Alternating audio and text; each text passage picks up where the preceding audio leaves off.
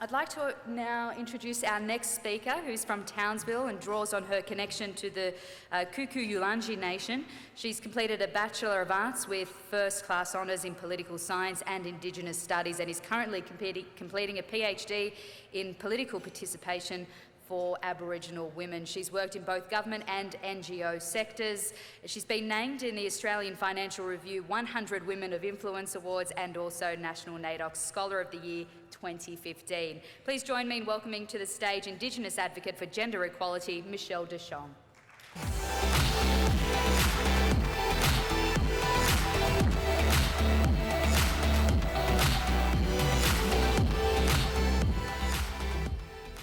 Good afternoon, everybody. Didn't I get the good gig? The last one. That's why I had to resort to a laptop in order to make my speech, because I thought I'd change it about 14 times before I got up here. It's an absolute honour and privilege to be invited to speak today, and I'd like to acknowledge the traditional owners on the land on which we meet. I'd especially like to acknowledge Auntie Violet for her warm welcome today. Unfortunately, she had to leave to do the school run, which is, of course, one of the complexities of being a woman. I also want to acknowledge that not just the nations on which we meet today here in Canberra, the Ngunnawal country, but also all the nations across Australia that these events are being held at. Because let me remind you, this has and always will be Aboriginal land. It is the passage of my ancestors that enable me to be here today. I pay homage to the amazing women who have been trailblazers and who have shaped my life. My mother, who instilled in me the greatest values and ethics any person could ever have. My mentors, my friends, my colleagues, my aunties, biological and otherwise, and of course, my sisters. I want to also thank UN Women for the invitation to speak here today. I attended this luncheon a few years ago and remarked that there needed to be some diversity amongst your speakers, so well done on achieving that. I also want to pay my respects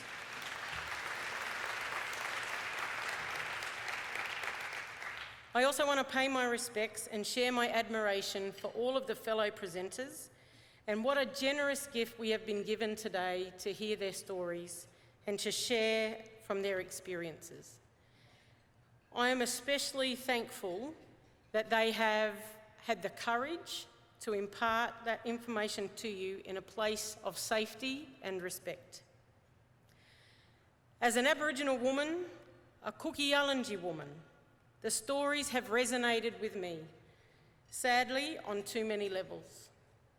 But I also acknowledge my lived truth. There are many personal and contextual realities of Aboriginal women that are often silenced through this national narrative.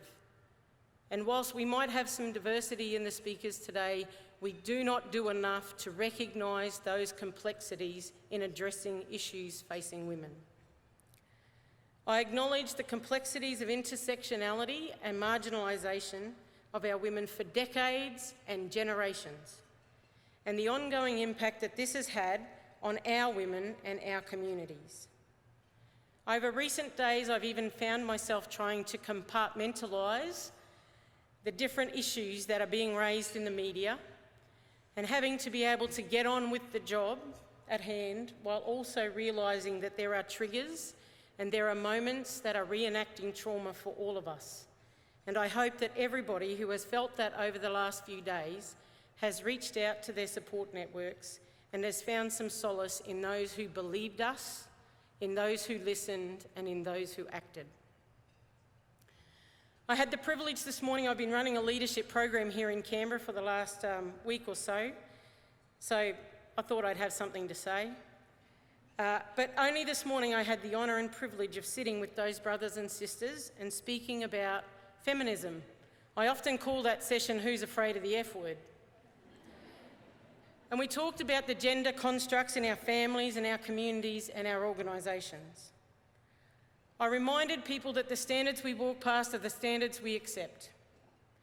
And if we're truly going to break the cycle of violence, then we must have courageous conversations.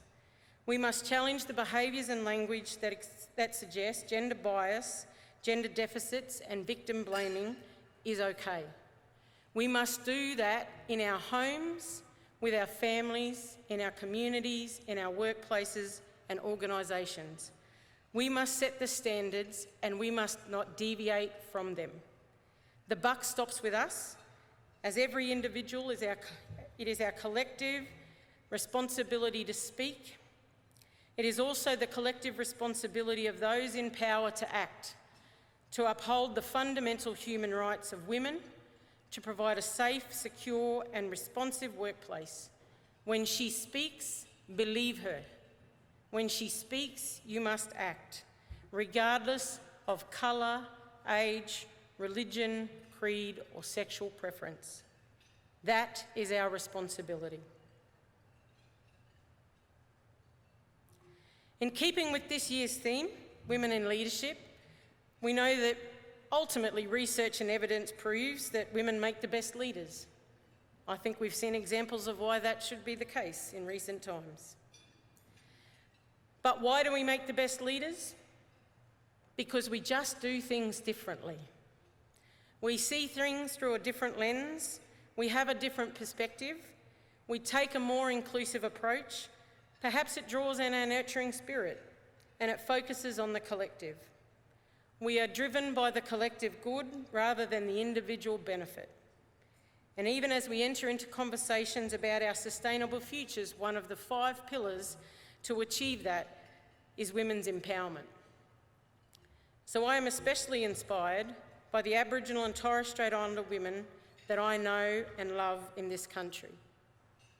The matriarchs, the powerful, the passionate, the determined, deadly black women I have come to love, admire and champion.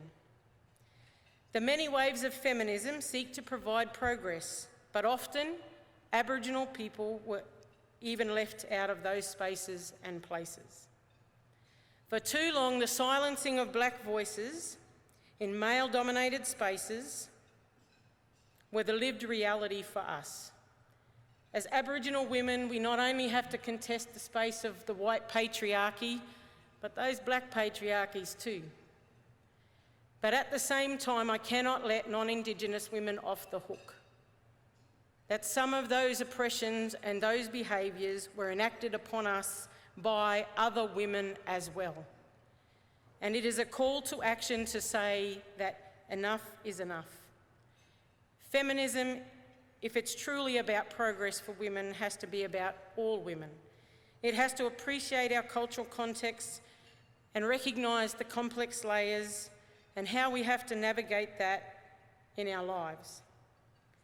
But I believe that we know innately we are born leaders. We have been the foundations of our communities and we have led through significant change. But as Linda Smith, a great Maori colleague, has written, there's a strange way that colonialism works. We often find ourselves living inside someone else's story. Indigenous people are somehow erased from a discourse of global catastrophe. But let's not forget that as Indigenous people, we have been here before.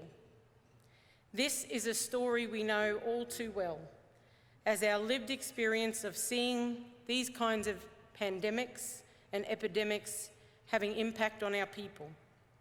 We have lived through it, we have died from it, we have survived it, and we are still here surviving and thriving every single day.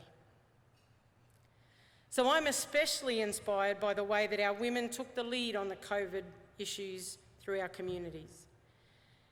Indigenous communities recognise how important it was to protect our most vulnerable, our knowledge holders, our elders.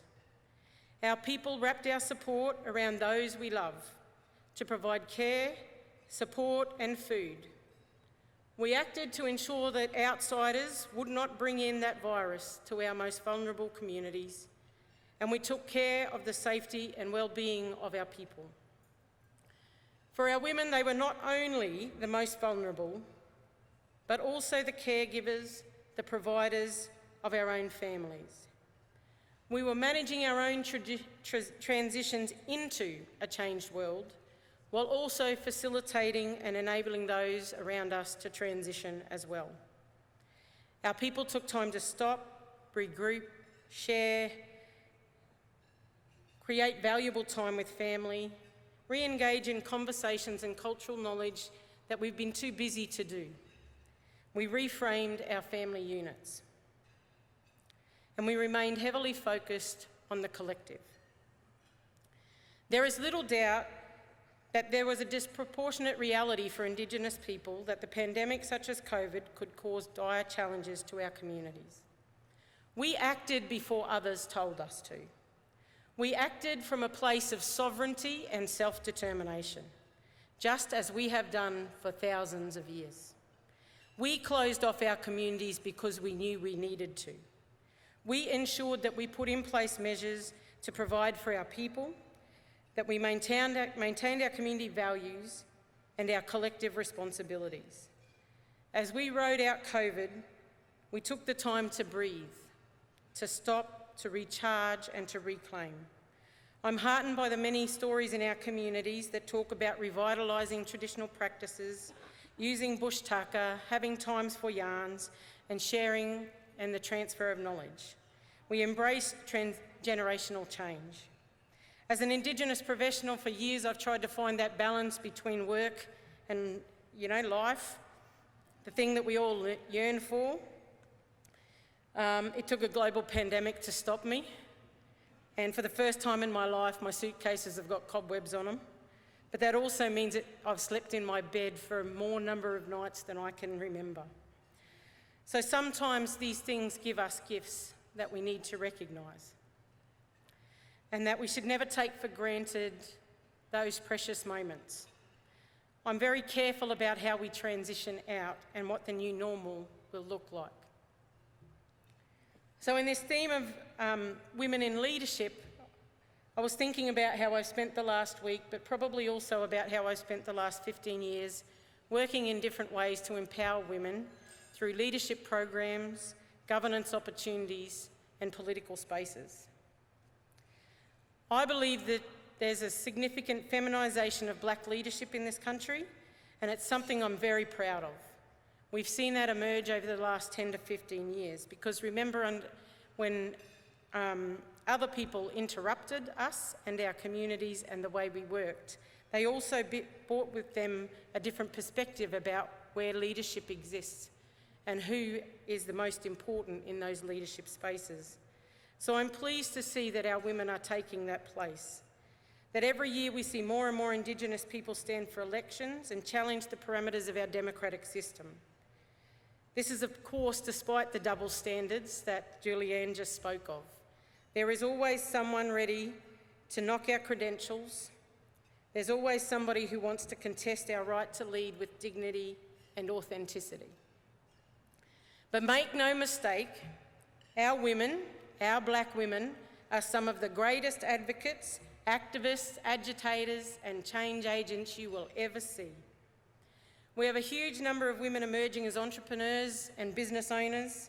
They're leading climate change movements, they're challenging political inclusion, and they're rising up against racism. And that is exactly where we should be. This is against the backdrop of discrimination, marginalisation and racism that continues to be our lived experience daily.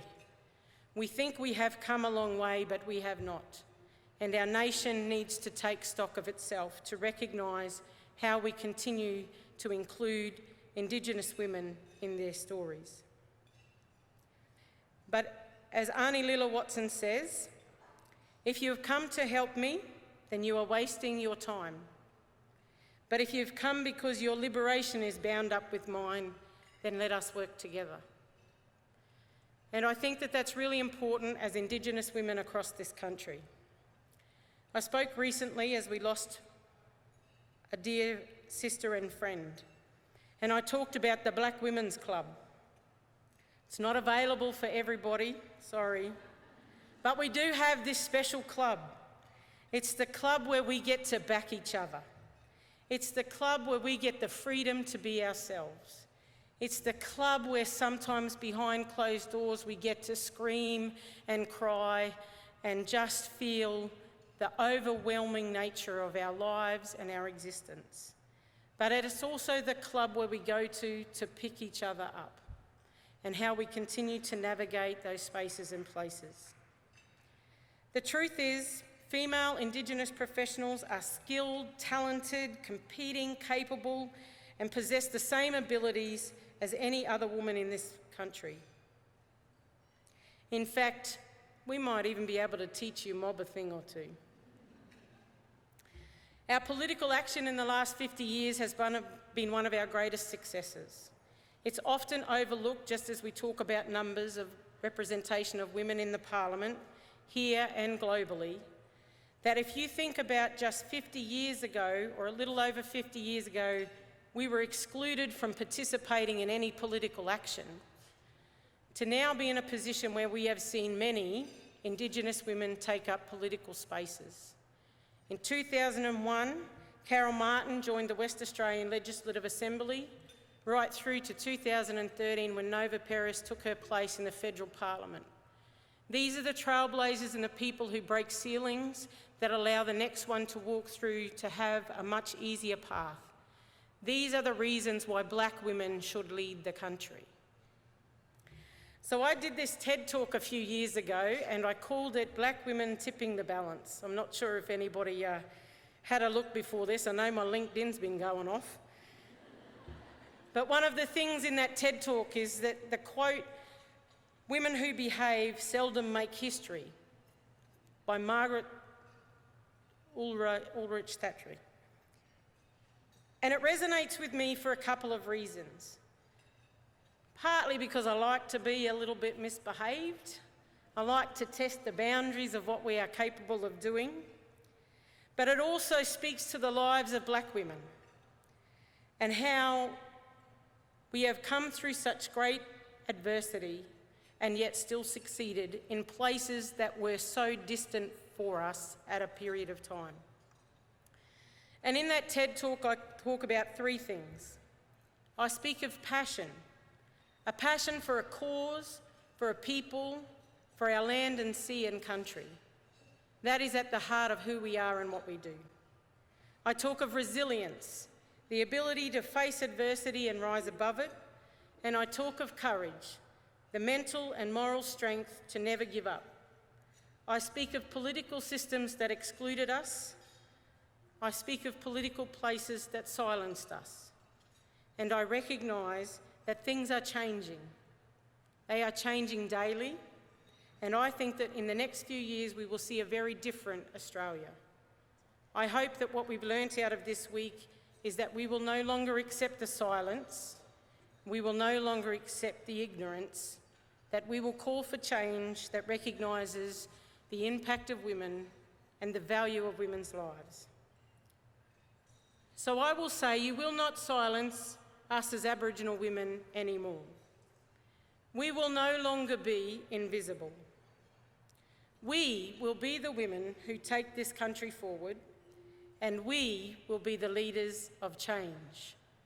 Because after all, we always have and always will be black, strong and proud.